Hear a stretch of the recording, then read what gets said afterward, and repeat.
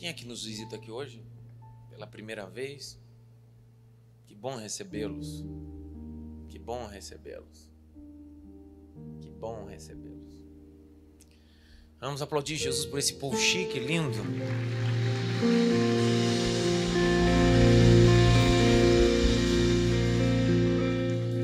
Capítulo 20, verso 5. Lê aí, Jaque, me ajudar.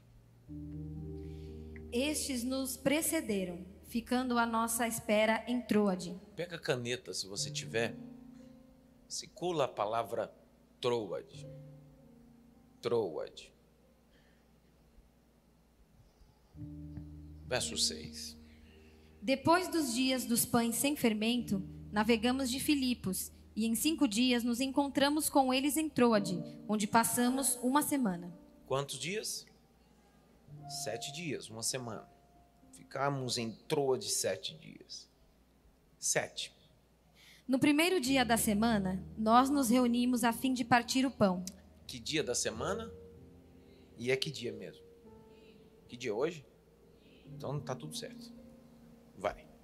Paulo, que pretendia viajar no dia seguinte, falava aos irmãos e prolongou a mensagem até a meia-noite. Então já tá sabendo, já tô dando um recado.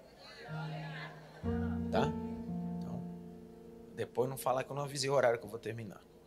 Vai. Havia muitas lâmpadas no cenáculo onde estávamos reunidos. Um jovem chamado Eutico, que estava sentado numa janela, adormecendo profundamente durante a prolongada mensagem de Paulo, vencido pelo sono, caiu do 3º andar abaixo. Quando o levantaram, estava morto. Circule essas palavras, sono e morto. Parecem ser extremamente distintas, mas são extremamente parecidas.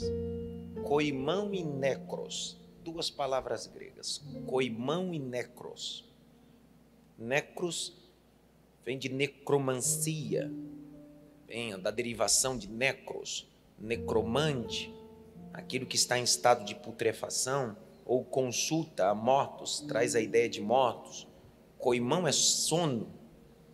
Continua.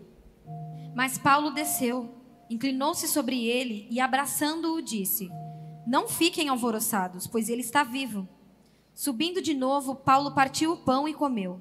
E lhes falou ainda muito tempo até o amanhecer. Espera aí, que hora que tinha que terminar a mensagem? E aí ele pregou até que hora? 6 da manhã. Não reclama. Vai até 6 da manhã hoje. Grite bem alto, Espírito Santo. Fala, eu estou pronto. A cidade de Troade é uma cidade portuária. A cidade de Troade ficava na Ásia, hoje precisamente nas regiões de Istambul, na Turquia. Naquele tempo, na Ásia Menor. O nome dela de cunho original não é Troade só, é Alexandria de Troade. Recebe esse subsídio antecipado da palavra Troade, Alexandria, por homenagem ao grande homem 300 anos antes de Cristo, o grande conquistador chamado Alexandre o Grande. Essa cidade foi um ponto importante no ministério de Paulo. É a 3ª viagem dele. E Paulo está aqui nessa cidade chamada Troade.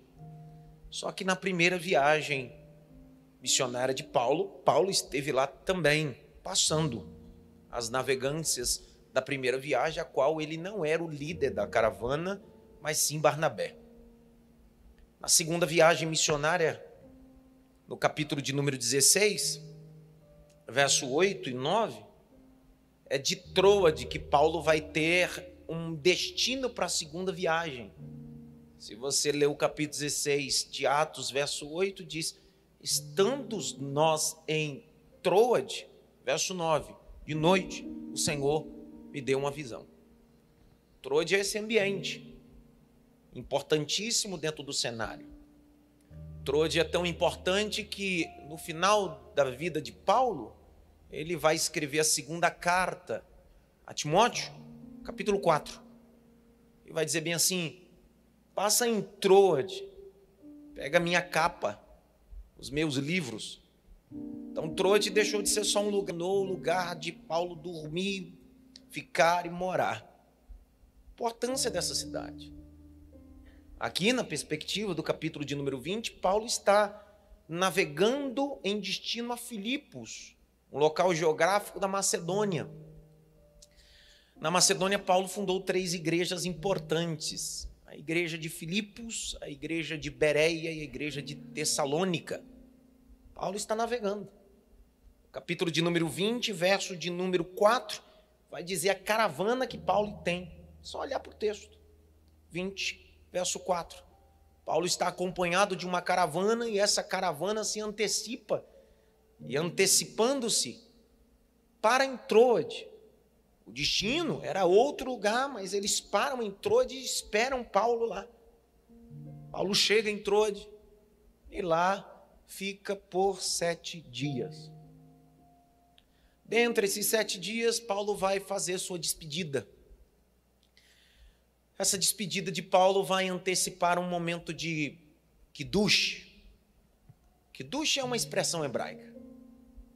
Cerimonial utilizado também na Pessá, na Páscoa. Kiddush é uma refeição cerimonial de pacto, onde é introduzido dentro da Pessá, da Páscoa, que representa aliança. 2 coisas não podem faltar no Kiddush: vinho e pão. Pode faltar tudo na mesa. Vinho e pão não pode faltar.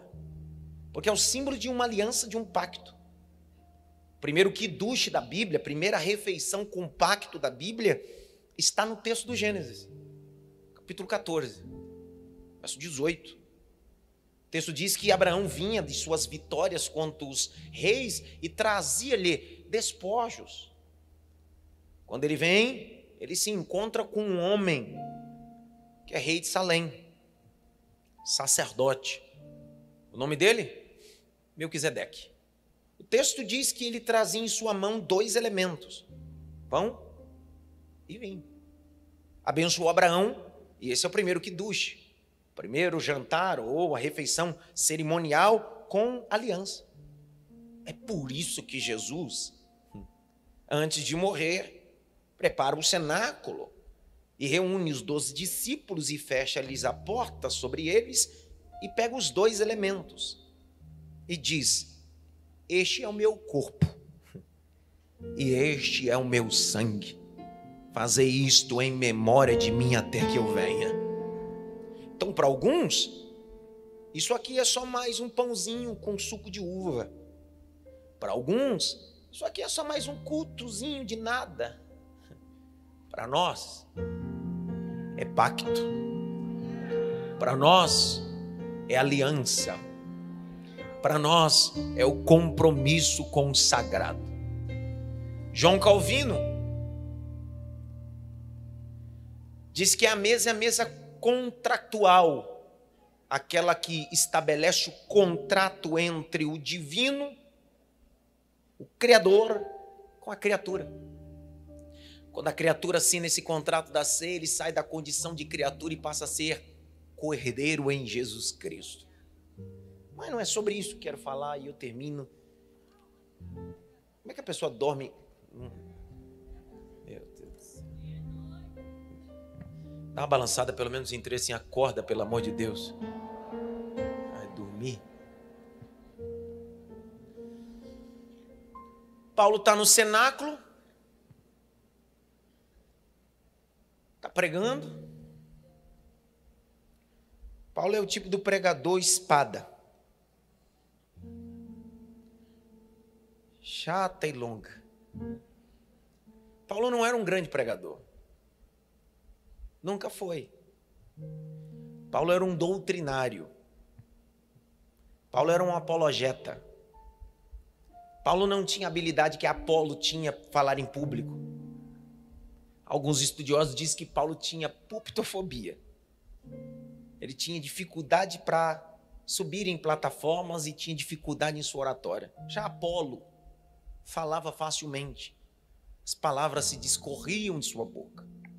Só que uma coisa que Paulo tinha era veemência e estrutura naquilo que cria, que era o Senhor Jesus Cristo. Paulo decide pregar. Ele vai pregando, os irmãos estão ali ouvindo ele no cenáculo, primeiro dia da semana. Paulo diz, vamos fazer uma ceia. Vamos fazer um kiddush. Vamos celebrar a ceia que Cristo estabeleceu. Outro dia eu vi alguém dizendo que Paulo pregava tão ruim que por isso que Eutico dormiu. Por isso que eu fico invocado quando eu estou pregando e vejo um cochilando. Eu disse, cara, vai pregar ruim assim em outro lugar.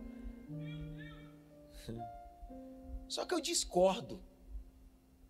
Esse rapaz não está dormindo porque Paulo não tem o dom da oratória. Porque se Paulo fosse muito ruim pregando, todos teriam dormido. O menino está dormindo porque ele está fora do centro do propósito. É só você olhar o texto, você vai perceber que Paulo está pregando, está todo mundo perto dele, mas só um está afastado, de longe. E tem gente que está aqui nessa igreja, congrega aqui nessa igreja, mas fica na janela, entre o carnaval e o santo, e o profano. Aí fica por aí, diz-me assim, eu sou lá da cidade máfia. É nada, cara. Ele vem aqui, mas fica na janela.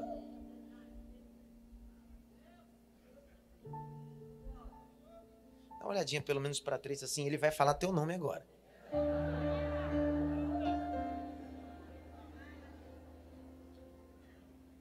O cara tá no cenáculo, mas ao invés de estar junto, tá num canto. Ei, não confunda pastor com bajulador. Eu não sou seu bajulador, nem sua babá, não. Não sou sua babá, não.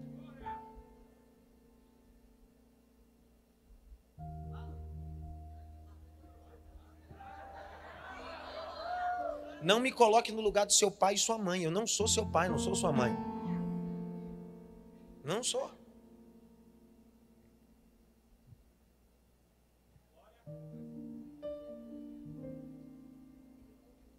Eu voltei. Não sou. Se você precisar de psicólogo, eu tenho umas 10 aqui na igreja. Eu também não sou seu psicólogo. A gente precisa colocar cada pessoa no seu devido lugar. Não sou seu cardiologista.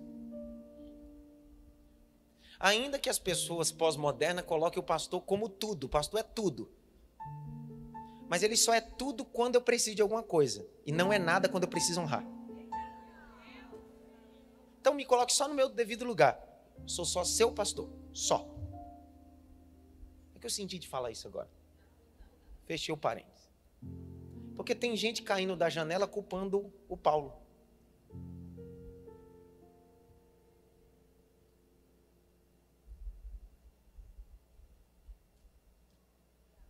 Tem gente caindo da janela culpando o Paulo. Vou de novo. Tem gente caindo da janela e culpando o Paulo. Fechei um parênteses, vou abrir outro para Cris. Chegou um camarada e disse para Jesus assim, o que eu faço para herdar o reino dos céus? Fabinho tá aí, Vanessa? Não veio? Manda um abraço para ele, viu? Aquele abraço pastoral. Presta atenção. Jesus, tá um dia o camarada veio, Adriano, Gislaine, veio e disse assim, como é que eu faço para herdar o reino dos céus? Aí Jesus disse, falta só uma coisa só, uma coisinha só. Uma. Você pega tudo que você tem, vende, dá aos pobres o resto. E segue, cara. Ó, de boa. O texto diz que ele olhou aquilo, escutou aquilo e saiu como? Como? Triste. Aí Jesus saiu atrás dele. Não, filhinho. Não? Não. O que Jesus fez? O texto diz que Jesus olhou o cara indo embora. Aí ele olha para os discípulos e diz-me assim, vai atrás dele. Sim ou não? Jesus olha para os discípulos assim, é assim. Isso revela onde está o coração dele. Se Jesus é o Deus encarnado,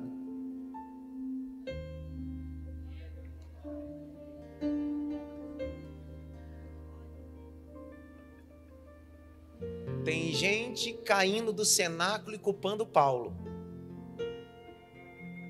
Tem gente caindo do cenáculo e culpando Paulo. Tem gente caindo do cenáculo da janela e culpando Paulo. Foi você que decidiu se afastar. Foi você que decidiu se isolar. Foi você que decidiu sentar sozinho nesse parapeito. Foi você que decidiu olhar para a mensagem e olhar para o que passa na rua. Foi você que decidiu estar aí. Então não reclame amanhã quando você cair, não culpe ninguém. Foi você que decidiu sentar aí. Ninguém mandou você sentar aí. Não, mas eu não suporto os hipócritas. Se ajunta, sempre cabe mais um hipócrita no grupo. Sempre cabe mais um, por isso que eu estou no grupo dos hipócritas. Sempre cabe mais um, porque no ambiente dos hipócritas, onde tem a mensagem de verdade, a gente se torna verdadeiro pelo poder do evangelho. Se ajunta, hipócrita. Se ajunta. Não fica aqui nessa igreja sentado na janelinha como obreiro, membro, louvor, jovem, criança, dizendo eu congrego aqui, mas não tem compromisso com o corpo, está afastado do corpo, não se dedica ao corpo, vive na janela. Evangelho não é destaque, rapaz, evangelho é sacrifício. Você fica por aí, para lá e para cá, usando o nome da igreja, usando o meu nome, dizendo que eu congrego lá, faço parte de lá. Ninguém te conhece, ninguém sabe quem é você, porque você entra, sai e não tem contato com ninguém. Você é um eutico de janela. Essa ceia, Deus está dizendo: sai da janela, vem para o meio, vem logo. Não, eu caí porque Paulo pregou demais. Eu caí por cá. O vitimismo é uma desgraça. Culpa todo mundo, só não assume sua culpabilidade. E terminei. Já que você não vai vir mais mesmo, vou falar tudo. Quem é os nossos visitantes mesmo? É para vocês também. Ei, é uma geraçãozinha Nutella, mimimi, viu, cara? Rapaz, pensa que a gente precisa virar crente de verdade. O negócio tá feio. Nós estamos no cenáculo, a ceia está acontecendo, tem alguém pregando, falando sobre Jesus, e tem alguém que decidiu: não me misturo, não me envolvo. Ferro com ferro se afia. Sua deformidade junto com a minha, eu te afio e você me afia. Agora, se a gente ficar um afastado do outro, é dois cegos. Machado sem corte. Então te ajunta. Eu vou te tolerando um pouquinho, aí eu vou exercitando minha paciência, você também, e a gente vai caminhando junto, vai partindo o pão. Se não der glória agora, você vai ver. Na ceia não é um pão para cada um, é um pão para todos. Vou de novo. Na ceia não é um pão para cada um, é um pão para todos. Por isso que Jesus parte o pão. Vou de novo. Jesus parte o pão. Vou de novo. Jesus parte o pão. Não é um pão para cada um.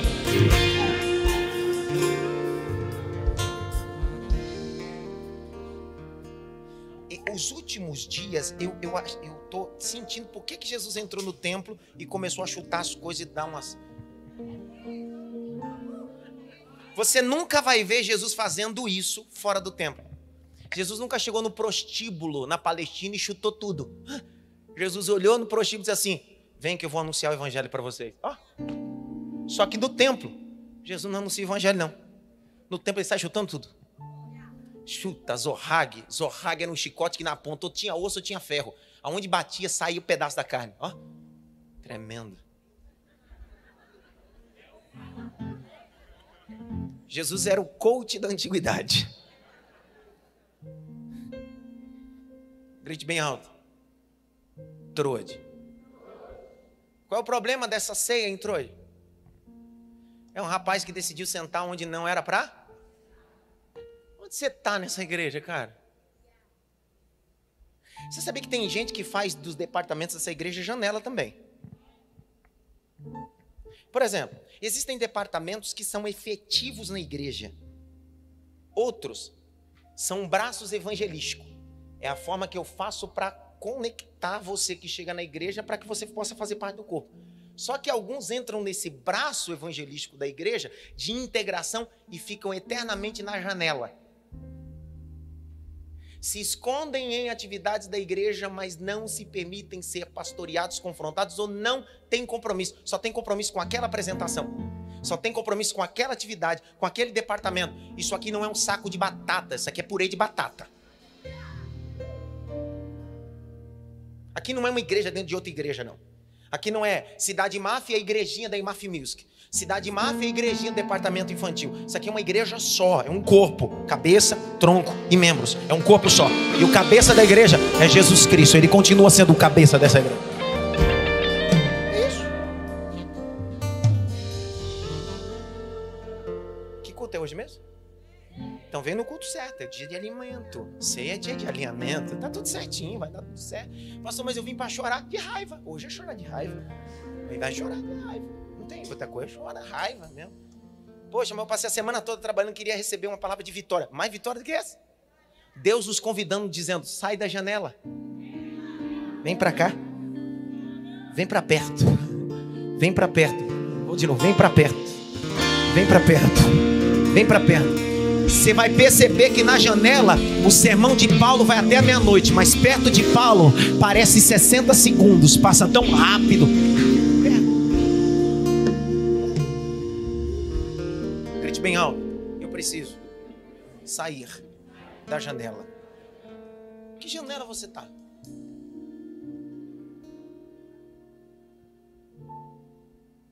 Não vou nem entrar porque não vai dar tempo de falar, então. Não dá tempo. Não dá tempo.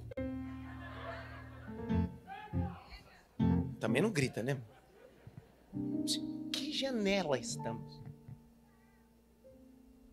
Que janela? Alguns personagens bíblicos estiveram na janela.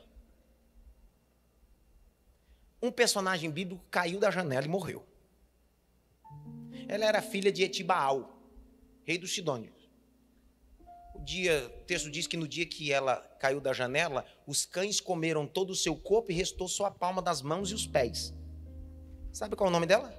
Jezabel. Tem gente que está na janela. Jezabel é o símbolo de pessoas que não têm compromisso com o sagrado. Jezabel manipulava os profetas. Jezabel manipulava o que era santo e sagrado. Fim dela? Caiu da janela. Tem outra mulher na Bíblia que também decidiu ficar onde? Na janela. Depois de mais de 20 anos, a arca da presença de Deus, que foi extraviada, roubada pelos filisteus, e depois de passar por muitos locais, Criat Jearim, o texto diz que quando Davi assume o trono, ele diz, cara, eu preciso trazer de volta aquilo que está fora do lugar. Davi é o tipo de pessoa que não aceita coisa fora do lugar. Davi não gosta desse tipo de coisa. Não, saiu, fica aí. Não, Davi assim, eu sento no trono, mas coloco as coisas no lugar. Davi não está terceirizando a Deus, Joel. Davi está dizendo, se é para que eu possa fazer, eu vou fazer, eu vou colocar no lugar. Não prega comigo não, não fala comigo não, escuta eu aqui pregar. Escuta eu pregar, depois vocês conversam. Escuta eu pregar. Eu já vou terminar. Uma palavra pode mudar a tua história. Uma palavra só pode mudar a tua história. O texto diz que Davi vai trazer a arca. Na primeira vez que ele vai trazer a arca, o texto diz que ele coloca numa carruagem de bois. A presença de Deus não foi feita para colocar em carro de boi. A presença de Deus foi feita para colocar nos ombros. Na antiga aliança, a arca tinha varais, 4 argolas e 2 varais. A arca era levada nos ombros dos coatitas. Não era para colocar no carro de boi. Agora pega essa. Na antiga aliança, a presença era colocada nos ombros. Na nova aliança, a presença é colocada dentro do homem. Davi disse, não vou colocar nos ombros dos coatitas, eu vou colocar na carruagem de boi. Aí tá lá Uzá do lado, verificando, o carro do boi dá uma balançada e tal. A arca parece que vai cair, Uzá põe a mão, Deus diz, vou matar. Matou. Porque tem gente que quer ajudar a presença de Deus. tem gente que quer dar um jeitinho na presença de Deus. Deus disse, não, matou. Davi ficou tão chateado com aquilo, amedrontado com a presença, que pegou a arca e colocou na casa de Obed-Edom. 2 Samuel, capítulo 5 e 6. O texto diz que a arca ficou lá por 3 meses. Durante 3 meses houve prosperidade, houve excelência e houve plenitude. Quando a notícia chegou ao rei Davi, Davi disse assim, opa, o tempo da fúria de Deus acabou, agora é a hora de trazer a presença de Deus. Davi pega a comissão e diz assim, agora nós vamos levar da forma certa, né? Na carruagem de boi, nos ombros. Aí os levitas vão pegando a presença, a cada 6 passos, no 7º Davi sacrifica. Vou de novo, 6 passos no 7º Davi sacrifica. 6 passos Davi sacrifica no 7º, vou de novo, 6 passos no 7º Davi sacrifica. Davi está dizendo, a alegria do Senhor é minha força, a alegria do Senhor é minha força, a alegria do Senhor é minha força, a alegria do Senhor é minha força, a alegria do Senhor é minha força. Aí a Bíblia diz que quando Davi está entrando em Jerusalém, que antigamente era Salém, depois se tornou Jebus, pastor Reginaldo, o texto diz que Davi, quando vê aquela cena de Jerusalém, a presença voltando, Davi não aguenta. Davi é intenso, eu gosto de gente intensa. Eu gosto de gente intensa como Davi. Davi não aguenta. Davi começa a tirar a coroa. Davi começa a tirar o turbante. Davi começa a tirar tudo e começa a dançar e a bailar na presença do Senhor. Celebrar. Tá tudo certo, a presença tá voltando. Davi não samba, Davi dança. Vou de novo. Davi não samba, Davi celebra na presença de Deus. Pular carnaval é pra fraca. Eu quero ver celebrar na presença de Jesus. Encher a cara de cocaína, de uísque é fácil. Eu quero ver sentar na mesa da ceia e gritar, bendito seja o nome do Senhor. Eu quero ver. Davi vem bailando, dançando, tá tudo certo, tá tudo legal, tá tudo top. Só que a Bíblia diz que Davi foi pegar e deixou a mulher em casa. Quando Davi deixa a mulher em casa, a mulher está esperando Davi. Aí a mulher, ao invés de descer e receber Davi na porta, o texto diz assim, ó, e Mical estava onde? Fazendo o que ali? O texto diz que Mical olhou para a janela e disse, para que isso? Meu Deus, para que dançar assim? Para que toda essa esse negócio suntuoso, extravagante? A Bíblia diz que Deus, Deus, não foi Davi, Deus cerrou a madre de Mical, porque ela não celebrou. Quem está na janela não celebra a vitória da igreja. Quem está na janela não celebra a vitória de ninguém. Não sabe a necessidade, não tem empatia com ninguém, porque está na... Terminei. Paulo está pregando aonde? Troade. Qual é o local? Cenáculo. É o mesmo local onde o Espírito Santo desceu. Não em Troade, mas o ambiente como o cenáculo. Naquela ocasião, em Atos capítulo 2, o cenáculo ficava em Jerusalém. Aqui no capítulo 20, é um cenáculo, mas fica em Troade. São ambientes que são palco da descida do Espírito. Presta atenção. Troade, para Paulo, representa 2 coisas. Representa o quê? Primeiro, é em Troade que Paulo tem uma visão. Lembra que eu citei para vocês? Só que também em Troade, abre aí comigo, 2 Coríntios. Para Paulo, Troade é um ambiente maravilhoso. Abre aí. 2 Coríntios.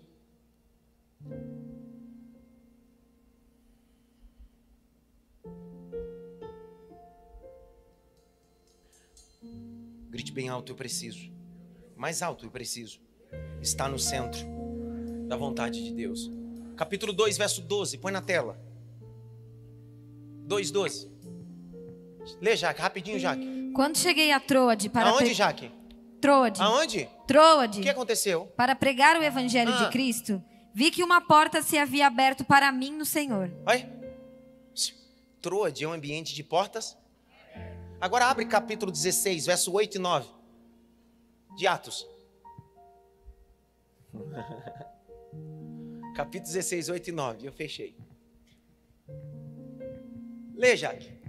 E tendo contornado Mísia, foram a Troade. Foram para onde, Jaque? Troade. Lê o 9. À noite, Paulo teve uma visão, na qual um homem da Macedônia estava em pé e lhe rogava, dizendo... Paulo teve uma visão aonde? Troade. Quer dizer que em Troade a porta se abre e em Troade Deus tem visão. Se Troade geograficamente é um ambiente desse, imagine você dentro de um cenáculo.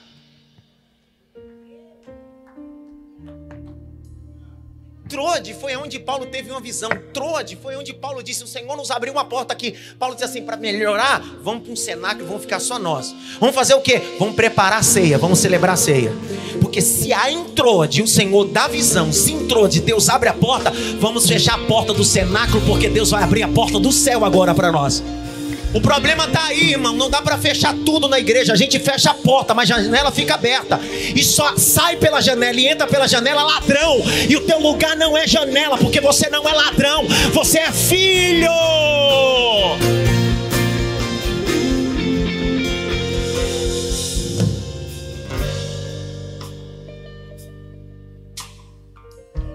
Charles Handel Spurgeon, príncipe dos pregadores.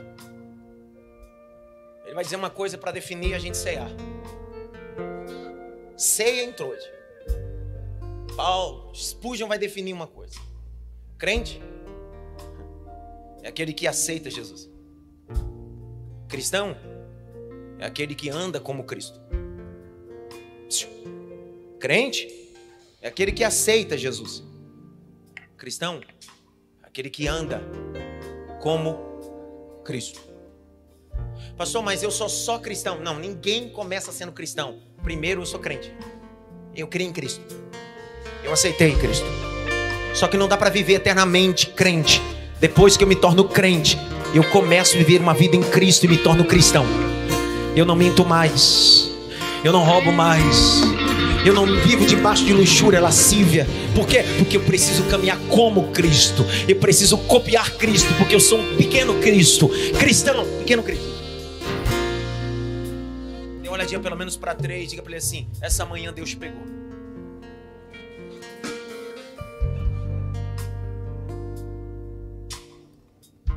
Onde você está essa manhã? Troade tinha tudo para ser o melhor lugar. É ambiente de visão. É ambiente de porta aberta, sim ou não? Só que a gente decidiu sentar onde? Isso vai te dar problema se você continuar nessa janela. Se você continuar se isolando, você vai cair. Se você continuar evitando relacionamentos, você vai cair. E se você cair, você vai morrer. Tá. Mas Paulo ressuscitou Eutico. Mas só foi uma vez. Você já foi ressuscitado outra vez. Não dá pra ficar brincando toda hora de ressuscita, morto, vivo, morto, vivo. Não dá. É uma única vez. Cristo já me deu a oportunidade, já deu a você. Cristo está nos convidando. Sai dessa janela. Volta para a ceia, sai da janela.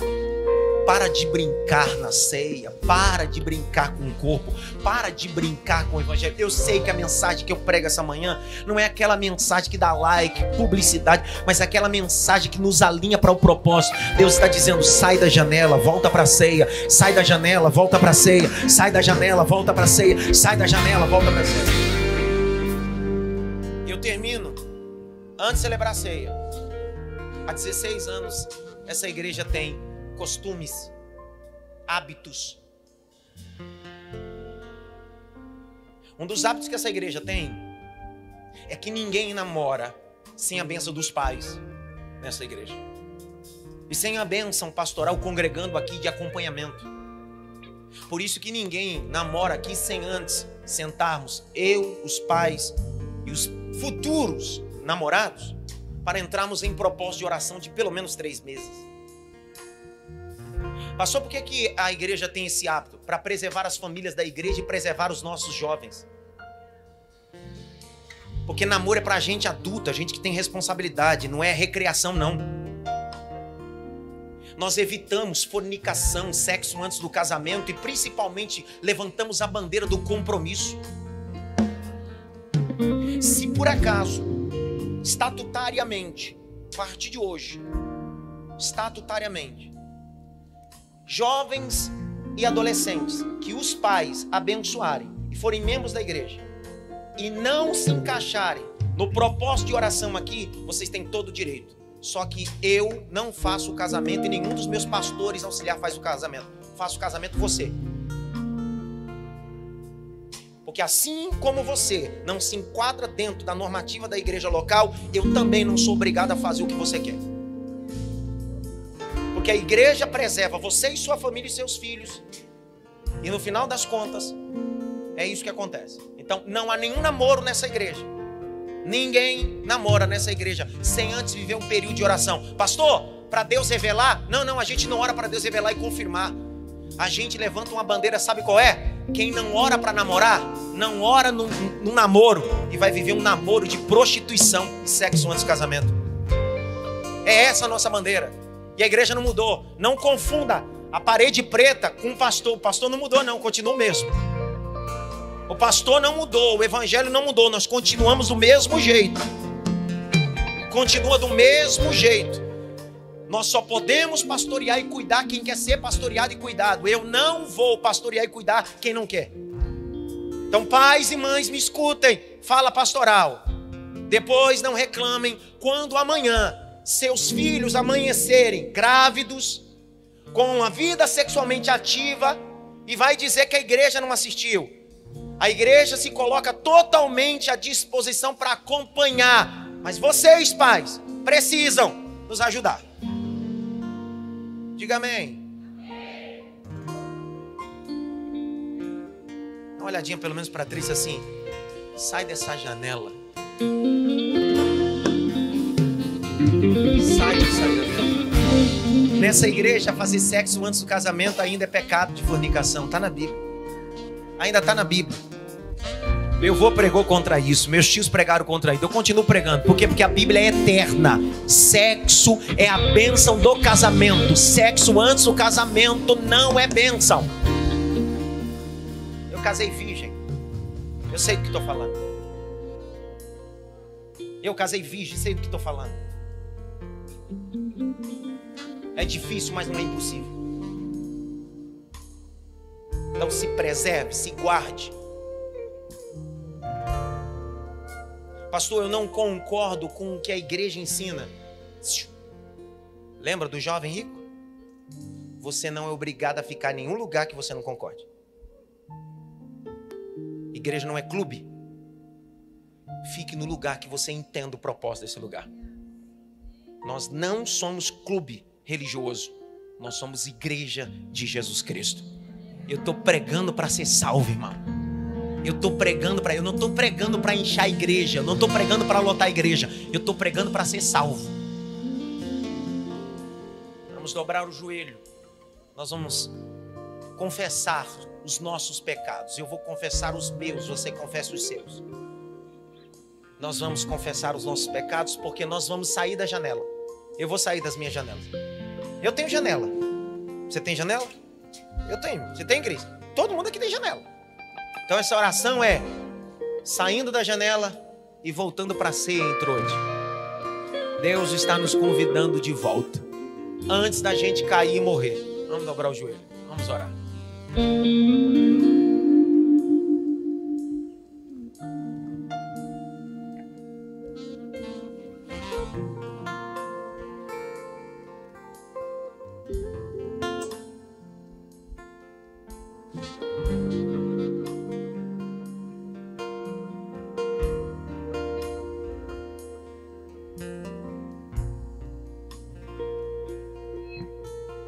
Pai,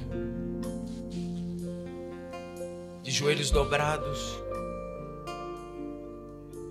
no templo e em casa, alguns que estão online. Essa manhã não foi uma mensagem de êxtase, mas foi uma mensagem de alinhamento. Eu confesso os meus pecados, pecados voluntários e involuntários, pecados que ferem a tua palavra e a tua santidade. Oh Senhor, me perdoa. Me perdoa se eu feri o meu próximo sem intenção e acabei o ferindo. Me perdoa se feri minha esposa, meus filhos. Me perdoa se eu feri os obreiros da sua casa. Me perdoa. por isso, Senhor, eu confesso os meus pecados. Existem janelas na minha vida que hoje eu estou saindo essa manhã. Essa janela não vai se fechar, vai continuar aberta, mas ela não é o meu lugar. Meu lugar é o centro do cenáculo. Meu lugar é o centro do cenáculo. Meu lugar é o centro do cenáculo. Meu lugar é o centro do cenáculo. Eu quero estar no centro da tua vontade. Eu quero estar no centro do teu querer. Eu quero estar no teu centro. Eu quero estar no teu centro, Senhor. Me ajuda a pastorear o teu rebanho. Me ajuda a pastorear tuas ovelhas. Me ajuda, Senhor, contra o lobo. Me ajuda a conduzir as tuas ovelhas ao aprisco. Senhor, me ajuda a pastorear crianças, jovens, adultos, velhos. Senhor, eu preciso da tua ajuda. Senhor, faz do cajado uma arma contra o lobo, mas o remédio com uma ovelha.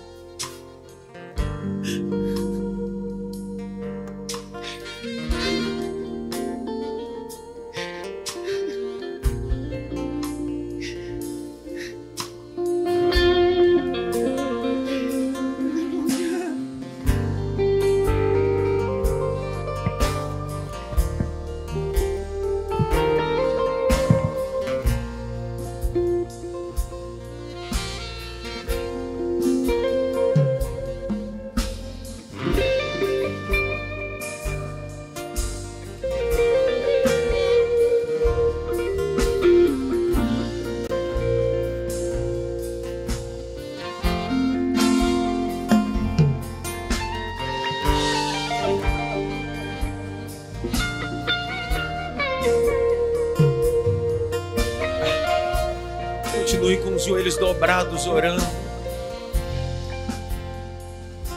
Se você essa manhã quiser sair da janela e voltar para o lugar que você nunca deveria ter saído, se você quiser se reconciliar, aceitar Jesus, ou também você é crente como Eutico, mas está na janela, continue dobrando os joelhos dobrados e me escute. Se você quiser essa manhã sair dessa janela e vir para o centro da ceia, pastor, eu estou vivendo uma vida à la vontade, de qualquer jeito, mas estou vindo para a igreja. Deus está dizendo: se levante você e venha até a frente. Saia da janela e venha para o meio. Quando você se levantar daí e vir em direção ao altar, isso é um símbolo de Deus. Estou saindo da janela e estou assumindo um compromisso verdadeiro com Cristo. Isso, dobra o joelho aqui na frente. Isso. Eu quero um compromisso com Cristo. Eu quero sair da janela. Eu não quero ser um frequentador de culto. Eu não quero fazer parte de uma igreja ficando só na janela. Eu quero assumir um compromisso.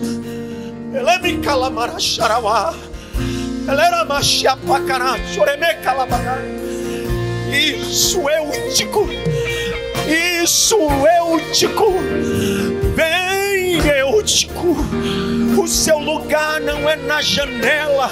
O seu lugar é no meio da ceia. É no meio da ceia. É no meio da ceia. Pastor, o senhor não sabe o que eu fiz. Eu não sei mesmo, mas eu sei o que o sangue de Jesus vai fazer. Aonde abundou o pecado, superabundou a graça. Vem!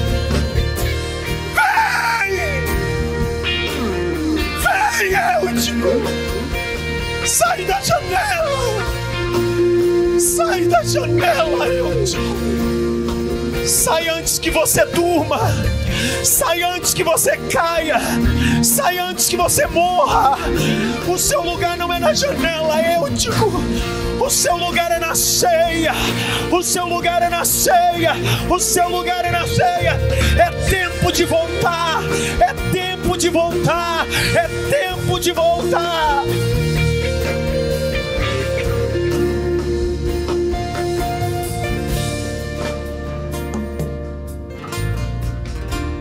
Tem lugar na mesa, tem.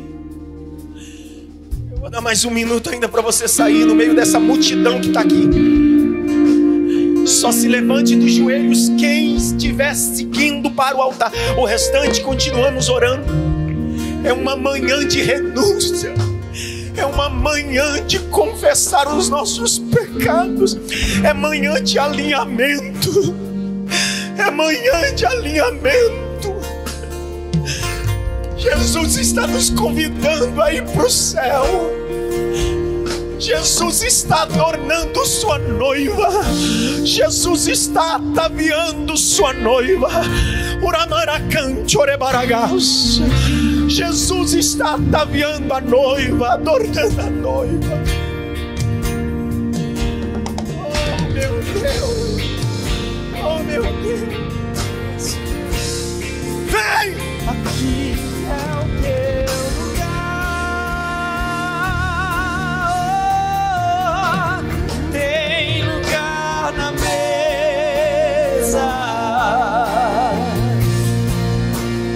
Pode se assentar. Venha, não demore. Estou te esperando. Aqui é o meu lugar. Tem lugar na mesa. Tem lugar na mesa.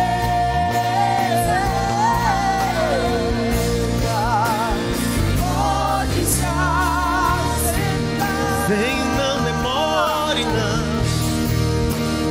Venha, não demore. Estou te esperando. A nave fica em pé, só a nave da igreja, para que possamos juntos orar por essa multidão que está aqui.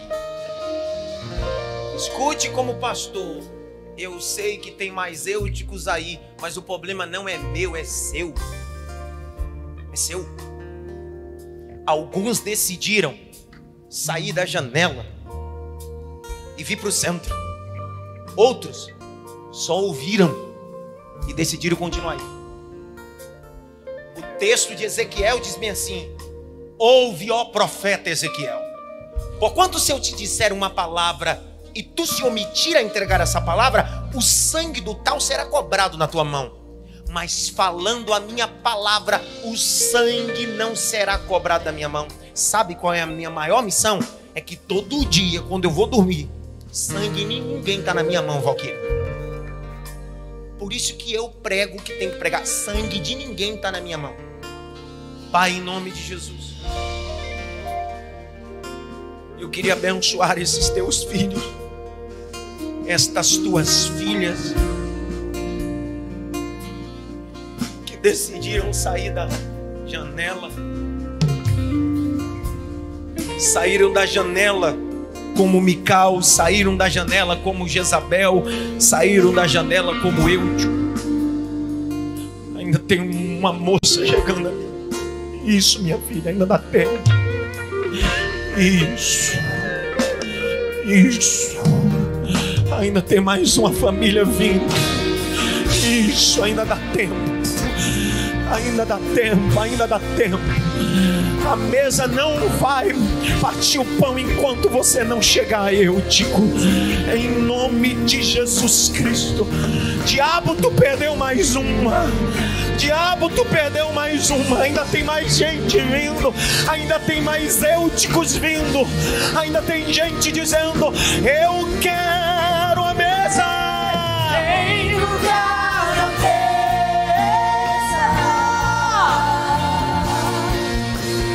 Pode se assentar.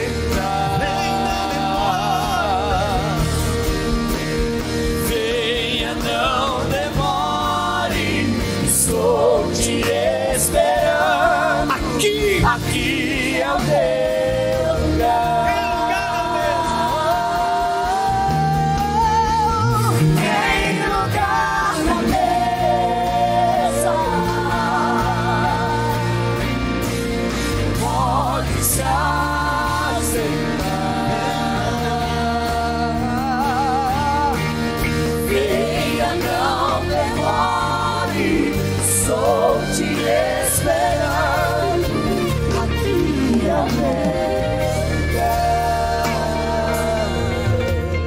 Aos meus obreiros que estão impostos aqui dentro em escala, todos os obreiros que estão em função dentro do templo, pastores auxiliares, quero que vocês todos direcionem aqui para o altar, abracem esse povo aqui, me representem aqui, levante esse povo e dê um abraço nesse povo.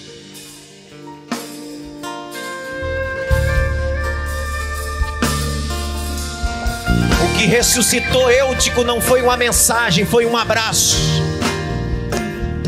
O que ressuscitou Eutico não foi um louvor, foi um abraço.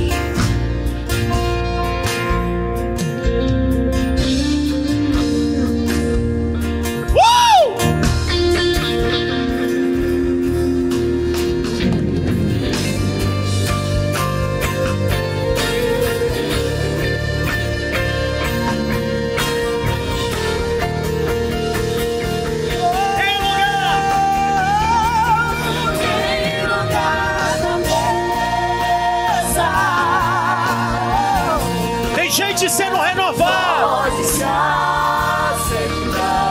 Vem, não demore, não. Venha, não demore. Estou te esperando.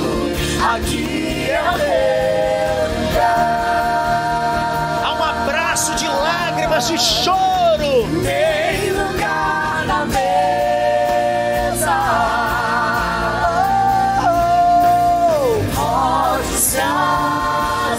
Vem, não demore, não. Venha, não demore. Estou te esperando. Aqui é o meu. Vamos ficar em pé mesmo. Eu celebro a ceia em 5, 7 minutos. Em pé mesmo. Pega o cálice. Ó, eu nunca fiz isso, vou fazer hoje. Eu vou pregar 2 sermões hoje. Preguei esse de manhã e vou pregar outro à noite. Tema da mensagem da noite, porque a guisa introdutória eu dei agora, então essa foi a introdução. A mensagem eu não consegui pregar. A mensagem eu vou pregar à noite. Destronando o Deus do sono. Destronando o Deus do sono. Essa era a mensagem que eu ia pregar de manhã. Só que é minha mensagem. Só que o pregador não sobe para pregar a sua mensagem. Ele prega a mensagem de Cristo. Então, pastor, eu não posso vir à noite. Então, se você puder vir à noite, fica ligado. Você come. Comeu de manhã e come à noite. Mas se você puder vir à noite, é um convite. Seja guloso. É melhor comer palavra do que comer o que não presta. Pega o cálice.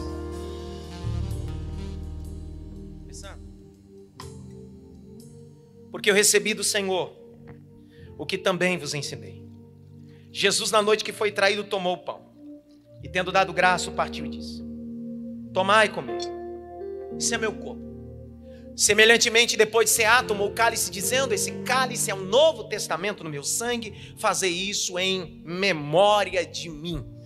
Verso 28: examine, pois, o homem a si mesmo, depois come e beba.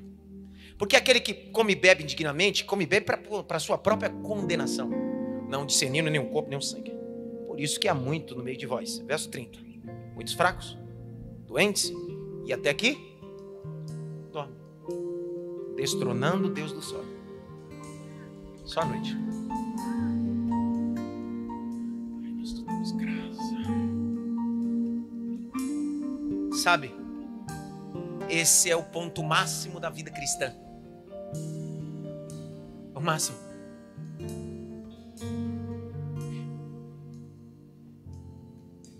Se a vida que eu vivo em Deus foi hipócrita, que Deus me fulmine nesse altar agora. Se a mensagem que eu prego é uma mensagem de hipócrita, que Deus me fulmine aqui no altar agora. Mas se a mensagem que eu prego é verdade na minha casa, é verdade na minha família, é verdade na minha vida, que até dezembro Deus faça essa igreja crescer 3 vezes mais. Fazer isso em memória de mim.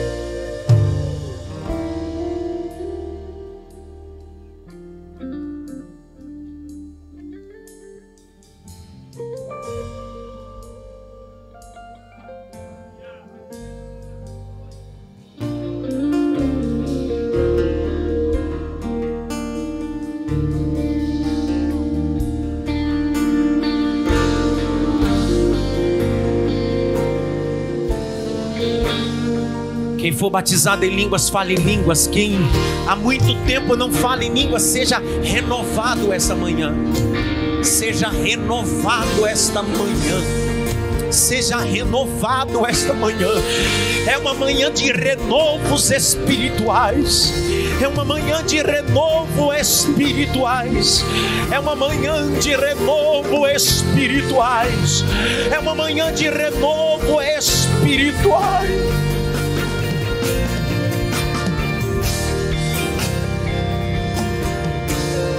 Semelhantemente, depois de Cear, tomou o cálice, dizendo: esse cálice é o Novo Testamento. Não troca o cálice essa manhã, não. Abra o cálice. Grite bem alto: eu quero ser um crente diferente, porque eu sou um cristão em Deus. Participai todos. Não dobre o joelho, fique em pé mesmo.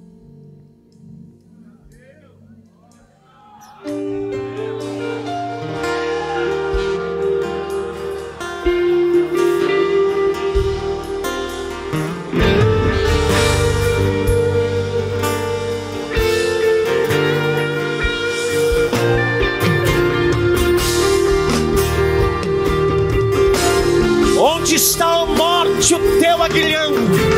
Aonde está o inferno, a tua vitória? Mas graças ao Senhor Jesus Cristo, que nos deu vitória pelo sacrifício da cruz. Da cruz. Da cruz.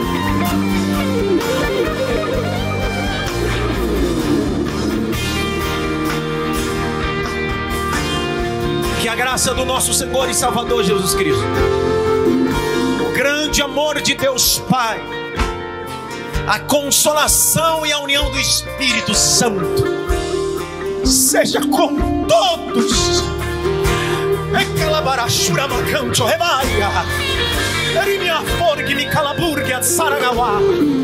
Não só hoje, mas para todos sempre.